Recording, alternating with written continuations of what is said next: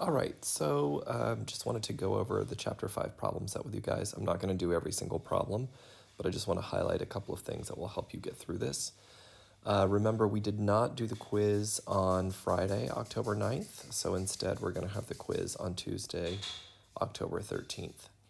The first thing we noticed right away when we were talking about this in class on Friday is that the formula for kinetic energy was incorrect here. A lot of you guys caught that, but it's KE equals 1/2 times mass times velocity squared. Okay, so that's, you guys remember that, I'm sure, from middle school, so make sure you use that as your formula for that problem. Okay, so let's now take a look at problem 15. I think we did this in class, but it says the value of delta H for the reaction below is negative 72 kilojoules. Blank kilojoules of heat are released when only 1 mole of HBr is formed in the reaction. So, and the formatting, it got separated here, but this is the equation that's written. And I wrote here beside it the delta H value. Okay, so the delta H for this whole equation here is negative 72 kilojoules. That delta H value goes for any one of the components of this reaction as they're written with the coefficient in front of them. So for HBr, which is what they're asking us about, hydrogen bromide or hydrobromic acid, for HBr, there's a 2 coefficient. So that means it's negative 72 kilojoules per 2 moles of HBr. Well, what I'm asked for is for 1 mole of HBr here, so we're going to have to deal with that. So to do this calculation, we start with what we're given, which is 1 mole of HBr. And we're going to multiply it by the only conversion factor we have, which is negative 72 kilojoules per 2 moles of HBr. This whole idea of conversion factors is really important. You have to look in every formula, every problem rather, you have to look for relationships between quantities, and you can use those as your conversion factors. So they gave us moles of HBr. We needed to look for something that's a bridge, a conversion factor between the moles of HBr and the kilojoules, because we're being asked for kilojoules. And we have that here. We have negative 72 kilojoules for 2 moles of HBr. I wrote it like this so I can cancel out the units of moles of HBr. Okay, and then I'm left with kilojoules as my answer. And as you can see, without even having to do any math here, you'll come up with an answer of negative 36 kilojoules. Now, the issue is, it already says released. Okay, it says released. This negative sign tells me that it's released. Okay, so you have to choose. You're either using the word released or you're using the negative sign. You don't use both. You can't say negative 36 kilojoules are released. Since the problem is already written to say released, you have to say 36 kilojoules is your answer. All right, and here's the rest of the problem. It was just formatted this way that it's on the next page, but you can see here there's our equation that we were just using. Here were your multiple choice answers, and you would choose D, 36 as your answer. Again, shying away from any negative numbers because of the wording of the problem. So if you go on to number 17, it's really the same type of problem. So I gave you the hint here, use the same type of logic as problem 15, but don't forget to convert grams to moles first. So in the last problem, we were given a number of moles of a substance to deal with. This time we're given a number of grams. So all you have to do first is take those grams of Na2O2 and using the molar mass, which I have here, this is just from adding up their masses from the periodic table, you can convert grams to moles. You guys should all be able to do that now. And then you're going to do the problem the exact same way. So you can see here that the delta H for this reaction, and you can write it right next to it if it'll help. The delta H for this reaction is negative 126 kilojoules, and that applies to 2 moles of Na2O2. So the setup for this problem is going to be very much like the last problem. So go ahead and do that, and you should be able to get the right answer. Okay, for these problems here, you're all using the same formula. It's always Q equals M times C times delta T, like we did in the lab. Simple algebra. In the first one, you're solving for the mass. In the second one, you're solving for the heat, which is Q. In this one, you're solving for the heat capacity, which is C in the formula. So those first three should have been pretty easy. You just have to make sure that you're using the correct units. If I specify that heat should be in joules, obviously your answer should be in joules. But even to do the problem, notice that whenever they give you the value for C, look at the units on it. It's almost always going to be in joules per gram K. But you just should always check, okay? Because sometimes a heat will be given to you in kilojoules, for example, and you'll need to convert it to joules. In problem 32 up here, the heat is given to us in joules, and the heat capacity is given us to joules grams K, so I don't have to do any conversions there. In this last one here, problem 34, the heat's given to me in joules, and they're asking me to provide a heat capacity in joules per gram K. So I don't need to convert to any units there, but just keep an eye on it because sometimes you do have to convert the units. But it's really just straight up algebra, so you guys can do all those correctly, I'm sure. Okay, so for problem 37, it's a little bit different. This is one that we did together in class on Friday, but unfortunately I didn't save my the writings that I did for you guys to solve this one. So let's do this one together now. This is still using Q equals M times C times delta T, but you're going to have to do a two-step process here because you will first solve for delta T, and then you will use that delta T in addition to this initial temperature to solve for the final temperature. Still, it's just a two-step process instead of one. So whenever you use this Q equals M times C times delta T, you have to make sure that everything you're using in the equation refers to the same substance. And this can be tricky, as we talked about in class on Friday, because we double up on numbers sometimes, and it can be confusing what you're looking at. So they're asking us for the delta H of a solution process. That means something dissolving in water.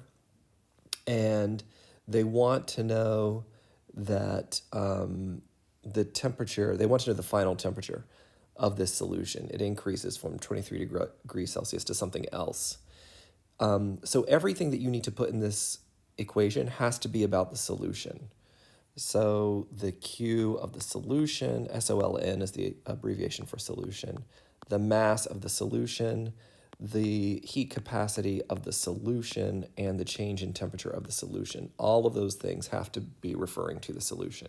So let's see what we have here. The delta T of the solution, they've given us part of it here, and that's ultimately what we're going to calculate. The heat capacity for the solution, the C for the solution, they say assume that the solution has the same specific heat, the specific heat capacity, as liquid water. In other words, 4.18 joules per gram degrees Kelvin.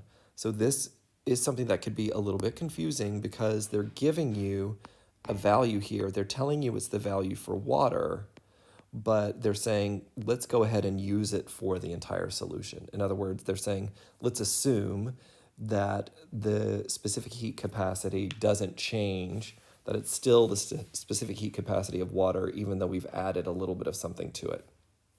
And that's an assumption we're making, but in other words, we have permission to use the value of C for water as the value of C for our solution, okay? So let's go back here. Now the mass of the solution, I have two numbers here. They've given me the mass of the water, 250.0 grams of water, and then the mass of the sample of NaOH that dissolved in it.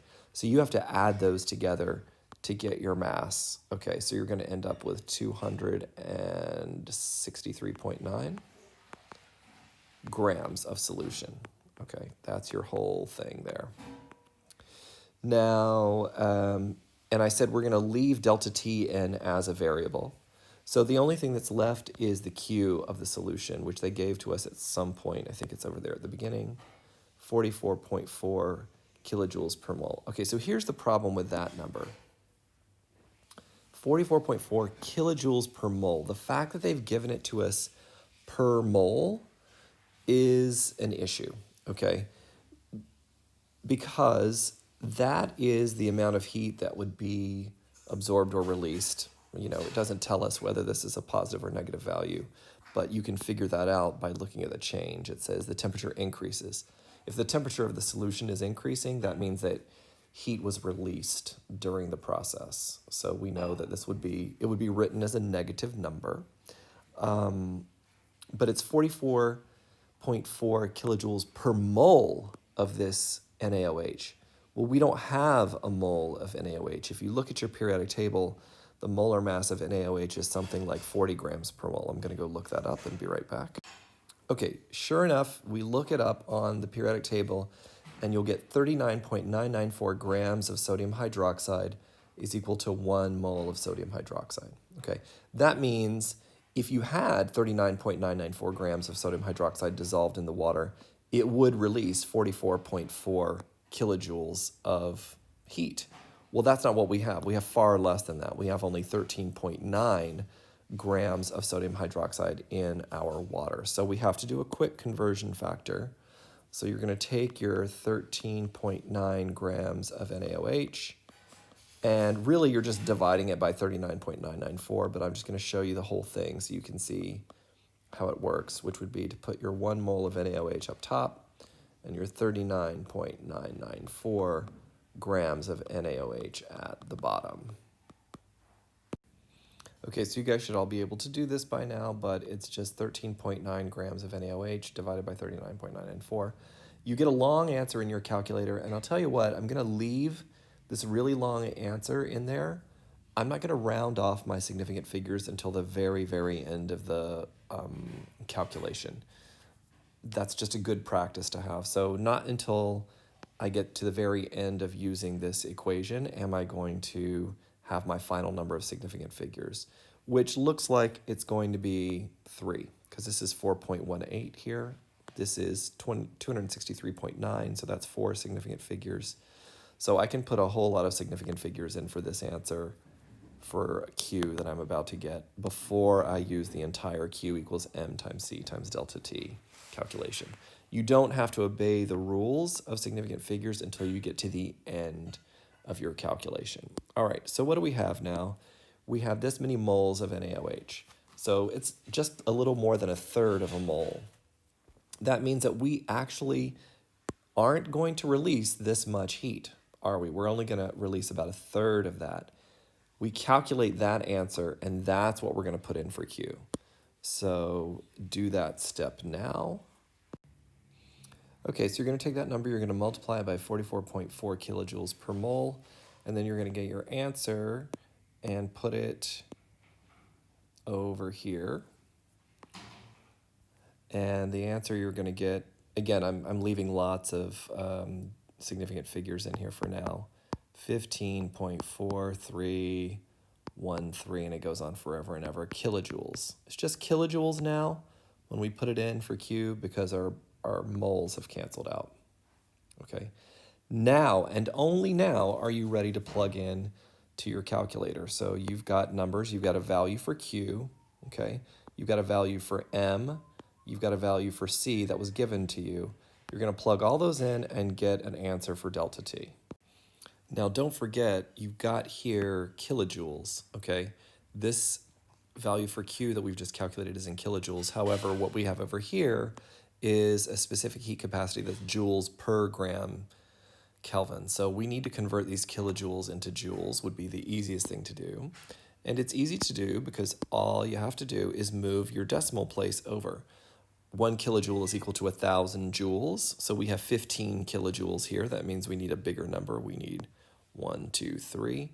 So we would put in 15,431.3. That's what you're going to put in joules for your answer there for Q. And then you're going to calculate your answer for delta T. Now, when you punch all those numbers into your calculator, you get a value for delta T that it's a big long answer in your calculator, 13.98900 something something something. I've just put in the 13.989 here. And remember, we have to have a final answer for this equation. Our final answer has to have 3 significant figures because that's the smallest number of significant figures in the calculation. So 13.989, we actually have to round that to 14.0. The reason for that is you would just say 13.9, and then you check the next decimal to see if you're going to round it up. Okay, but since this is already a 9, when you round the 9 up, that means you're rounding up everything to 14.0. So that's my delta t. Now, that is not the answer to the question. The question says, what is the final temperature here? Okay, the temperature increases from 23.0 to something. Okay, we know it's a temperature increase. We know what the initial temperature is. We know what the delta T is, okay? So what you have to do is you have to add 14 degrees to this, and that's going to give you your final answer. So it's easy enough to do in your head. 14.0 plus 23.0 is just going to give you 37.0. Whoops. 37.0, because all you're doing is adding 14 to 23. And that's going to be what the final temperature was. Now, in case you're worried, this temperature here is Kelvin, this temperature here is Celsius, and I didn't need to do anything to convert because what I calculated here is the delta T. That's the difference between the starting and the final temperature. Since a degree Celsius and a degree Kelvin are the same increment, they're the same size, you could say, it doesn't matter whether you use Kelvin or Celsius in here. There's other times when it does matter and you'll have to keep track of it. But because it's delta, it doesn't matter whether you use Celsius or Kelvin. So your final answer to this very long problem is 37.0 degrees Celsius. Now, before you start to panic, I want to point out that this problem has too many steps to be a 5-point quiz. This is more than a 5-point problem because you have so many things that are going on in it, all right? So this is not going to be on the quiz, but any part of this could be represented on the quiz, all right? So keep track of a couple of things. You're using Q equals M times C times delta T, and I'll give that to you in the problem. You don't need to memorize that equation or anything. But all the variables that you use have to apply to the same substance. We've done calculations like this that are talking about the water, only the water that's used. Sometimes you can do calculations that are talking only about the substance that's used. So you just have to pay attention to what you're doing. Like in the lab, we did this, but we did it for the calorimeter itself when we were trying to figure out the value of C for the calorimeter. So in all those times, you just have to make sure that you're lining it up exactly to the substance that you're interested in. And that's what we've done here. But there were multiple steps to the process. So you have to figure out what you have and what you have a way to find out. They were asking us to find a final temperature here. Final temperature is embedded into this delta T, okay? If you wanted to, you could try to solve this and you could put, instead of delta T, you could put parentheses X minus 23, final temperature minus initial temperature. Like, to me, that's too much math. Just solve for delta T and then take that and add it or subtract it depending on what they've given you in the problem, all right? But if you want to find delta T, you must already have these 3 pieces of information. They gave us C in the problem. It's for water, but they told us to use it for the solution, so we were allowed to do that. They gave us 2 masses, which we had to add together. Why? Because this is the mass of water. This is the mass of what we dissolved in the water, so we had to add those 2 things together. They gave us a Q, but it wasn't the Q that I needed. I had to modify it. They gave us the delta H, which for us is the Q, remember, because we're at constant pressure. They gave us in terms of kilojoules per mole. Well, there were 2 things wrong with that. First of all, I didn't have an entire mole of an AOH. I had less than a mole. And we don't want kilojoules, we want joules. So that's what all this business was over here. First, I found the molar mass of the sodium hydroxide. Then I used it to convert the given mass of sodium hydroxide into moles. Then I multiplied that number by what they gave me, this 44.4, because that was kilojoules per mole. The moles cancel, and then I calculated from that these kilojoules, which I had to convert to joules before I put it into the problem. So do you see you had all this work to do before you could even use this equation? And then once you got your delta T, That still wasn't the final answer. That was the adjustment to your temperature, okay? And we know that the temperature increased from 23 to something else. So we knew that our delta T needed to be added to our initial temperature. And that's how you ended up with 37. And if you look at your answers here, you can see that that's one of the choices is 37. Okay, and so answer D is actually the correct answer for this one. Right, so that gets us caught up to where we were on Friday in class. And then there was a couple of problems here in a row. I think it's like 3 problems in a row. And I've given you a note here. I'll do this one for you in class on Tuesday, and then you can do the rest. Well, we didn't do that. I referred to them in the slideshow, but we didn't work out any problems. So I'm going to do that for you now. As you're going to see, it's very easy. This was the idea that you might have to calculate a delta H for a reaction that you don't have access to, but you can look up the delta H values for other reactions and see how those are related to that reaction and use these values for these other reactions to get a value for this reaction. Okay, let me show you what I mean. So you'll always be given some information about some reactions, 2, maybe 3 reactions. And I know these are kind of fuzzy and hard to read because I've zoomed in. But this says N2 plus 2O2 yields 2NO2. And the delta H for that process is positive 66.4 kilojoules. Then I have 2NO plus O2 yields 2NO2 also. So 2 different ways, 2 different reactions that give you the same thing. The delta H's are very different. The delta H for the second one is a negative value, negative 114.2 kilojoules. So if that's the information I'm given, they give me yet another reaction here and ask me to figure out what the delta H is for that one. Okay, so what your task is when you have this kind of problem is you have to look at the equations that they've given you for the reactions that we know, and we have to manipulate those algebraically to come up with our desired equation that we're trying to figure out the value for.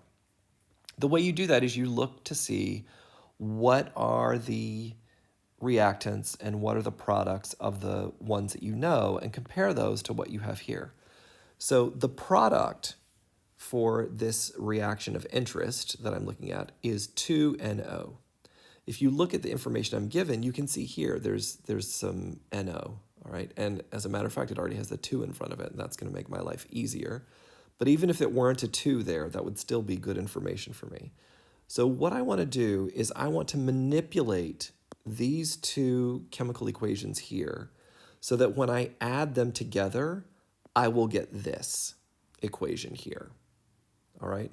And whatever manipulations I do to these equations, I'm also going to do those to these delta H values here. So the first thing I'm going to do is, because the product of my desired reaction, 2NO, is actually a reactant for this one, I'm going to flip this reaction backwards, okay? So watch this. I'm just going to write it backwards. I'm going to write 2NO2 yields 2NO plus O2. Because I have flipped this reaction backwards, I'm going to rewrite the delta H as a positive value, okay? And that's something that we've seen in the slides before, because if you do the reaction one way, you get a delta H, and if you just flip it around, it's just like going the reverse way over the hill. So it's kind of like, you know, in this one, we were losing energy because we were producing this stuff. Now we're reacting this stuff and producing this stuff, which means it's the exact opposite delta H.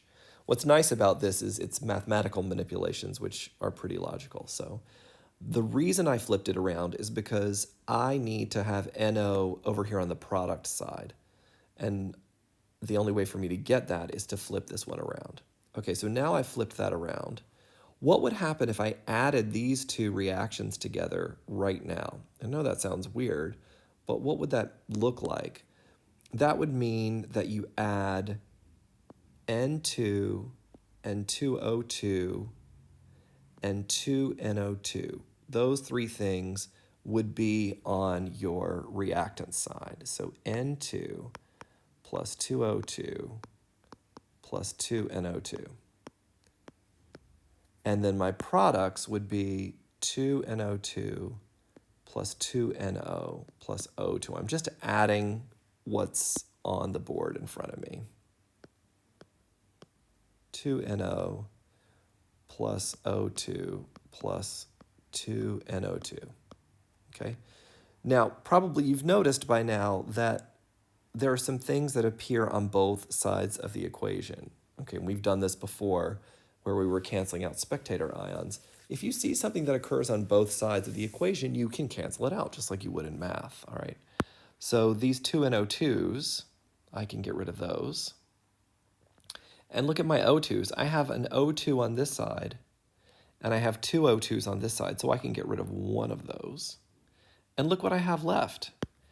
I have N2 plus O2 yields 2NO, and that's my target equation. That's what I've looked for, all right? So I can calculate the delta H value for that by adding together these delta H's, this one and this one, the flipped around one, because it was only by flipping the second equation that I got my desired component on the correct side of the equation. So now I'm going to add these two values together, and you'll get a large positive value, you'll see. Yeah, so there you go. Your final answer there is positive 180.6, which is answer A. For number 42, I'm not going to do the whole thing for you, but I just wanted to help set you up for it. You'll notice that I've just rewritten these because I was so zoomed in, like you can't really clearly tell them, and the subscripts are super important. So the top reaction here says 2S plus 3O2 yields 2SO3, and I'm given a delta H value for that. The second reaction is S plus O2 yields SO2, and I'm given a delta H for that. My desired equation is 2SO2 plus O2 yields 2SO3. So like the last one, I sort of look at the positions of everything, and then I look at the coefficients. I didn't have to change any coefficients in the last one. All I had to do was flip around an equation. So here, my product is 2SO3. Well, that's good. I have 2SO3 as my product here. So I'm going to leave that one alone for sure. I don't have SO2 as a product, so that makes me suspicious that I'm going to flip this around. Let's check. Yes, because SO2 is actually a reactant in my desired target reaction. O2 is also a reactant, and I have O2 as a reactant here. It's also a reactant here, but once I flip this one around, O2 is going to become a product. So that could cause some problems. Let's take a look and see. But for sure, I'm going to have to flip this. I'm going to have to flip this equation. So let me do that now. I'm going to flip it, and I'm going to write SO2 yields S plus O2. Okay, and then I'm going to give it a new delta H value, which is positive 297 kilojoules. Okay, so I'm going to now strike through this one. So that's what I have now. If I added those together, I wouldn't quite get what I want, because although I would get my two SO3s on here, I would have this sulfur and oxygen here. Now, if you look, my sulfur and oxygen do cancel out on that side. Kind of. Like one of my sulfurs would cancel out with one of this sulfur would cancel out with one of those sulfurs. And this O2 would cancel out with one of those O2s. Okay, but that's still not giving me exactly what I want. And I notice here that I only have one SO2, whereas in my target reaction, I actually want two SO2. So what that tells me is I should multiply everything by 2 in this second equation, and then I'll get what I want. So if I put brackets around this, including the delta H value, multiply everything by 2. So I'm going to have 2SO2, 2S, 2O2, and I'm going to multiply this value by 2. Okay? And hopefully you can see there that then I'm going to get what I want.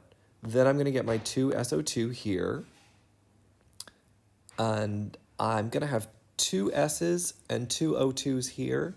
That's going to get rid of these 2 S's.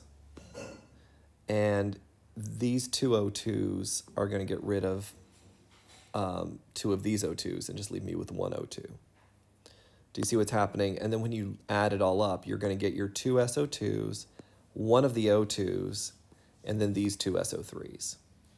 What you have to add together then is this negative 790 and positive 297 times 2, and then you'll get the right answer. So that's all I'm going to tell you about those. You should be able to take those techniques and apply it to the next problem and get the correct answer.